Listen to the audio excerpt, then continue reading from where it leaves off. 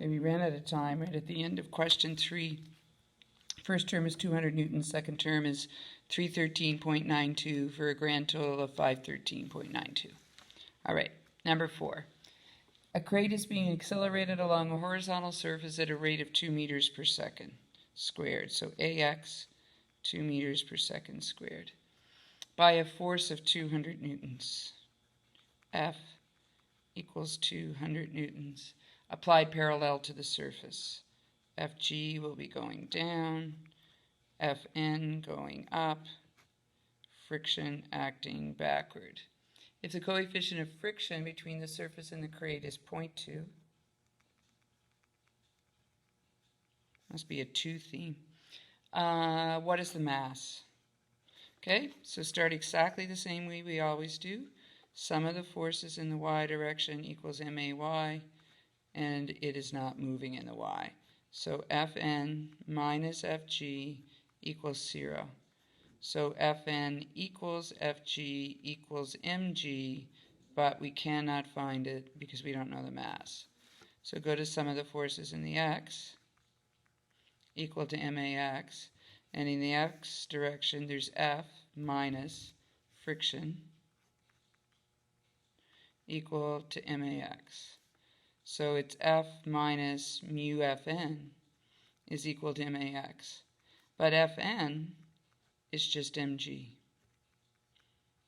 And we're trying to find m. So take this term over so the two terms with m are on the same side. So max plus mu mg. And now I want to get the m's alone. So this is where we use that cool little trick that you learned in grade 11. Pull the m out. So it'll be ax plus mu g.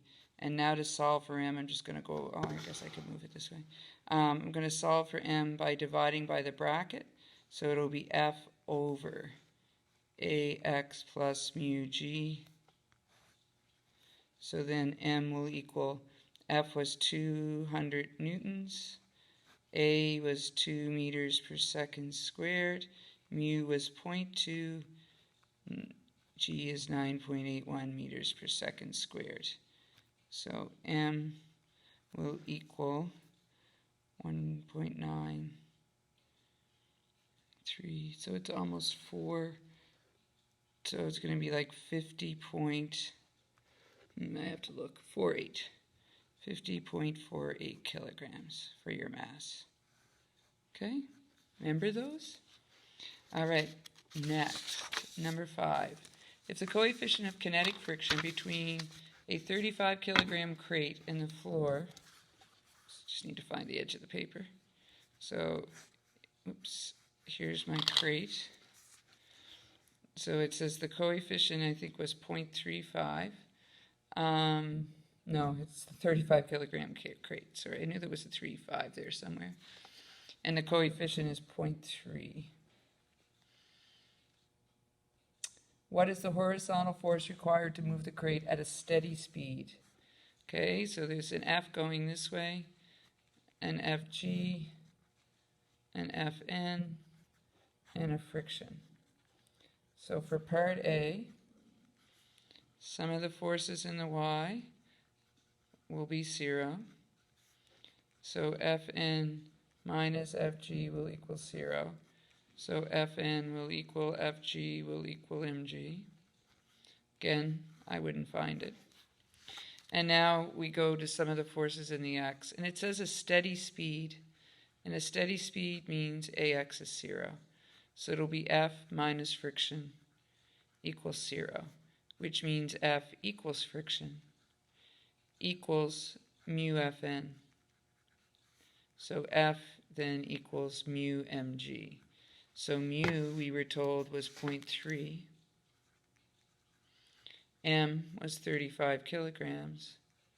And G is 9.81 meters per second squared.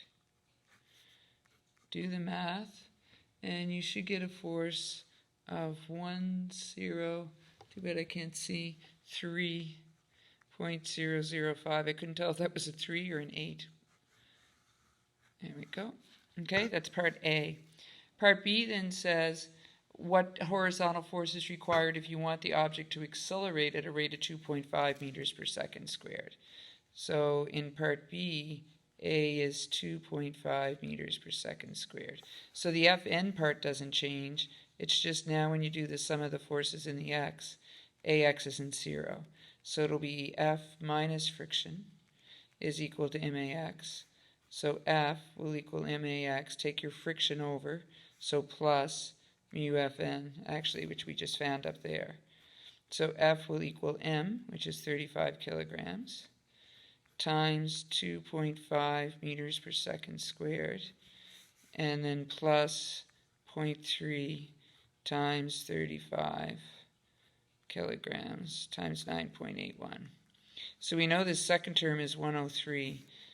2 is 70 and a half, 17, so 87 and a half.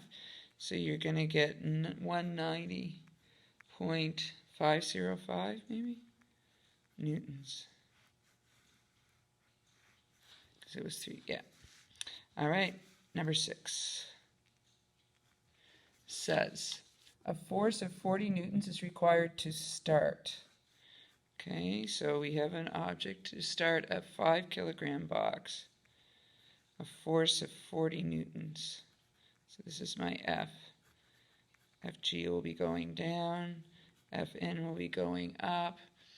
Across a horizontal concrete floor, what is the coefficient of static friction? If you're starting it to move, if it's just starting to move, it means Ax is 0. So of course the sum of the forces in the y direction will be 0. And so that'll mean Fn minus Fg equals 0. So Fn equals Fg equals mg. And yes, you could find it, but why would you? So then you would do sum of the forces in the x direction, and it's whenever you see starting to move or just starting to move, it means this goes to 0. So you'll have F minus friction equals 0. So F equals friction. And the question wanted to know what is the coefficient. Okay, so F was equal to 40 newtons, so the friction is equal to 40 newtons. So mu Fn equals 40 newtons. So mu equals 40 newtons divided by Fn, which is mg. 5 times 9.81 meters per second squared. And when you do this, you get a mu of 0.8155. Okay? That's part A, static. Part B says, now the 40 Newton force continues, the box accelerates, because remember when it starts to move, the kinetic coefficient of friction is smaller, and so you don't have to push with more. Okay, so your acceleration is now 70 meters per second, 7.7, sorry.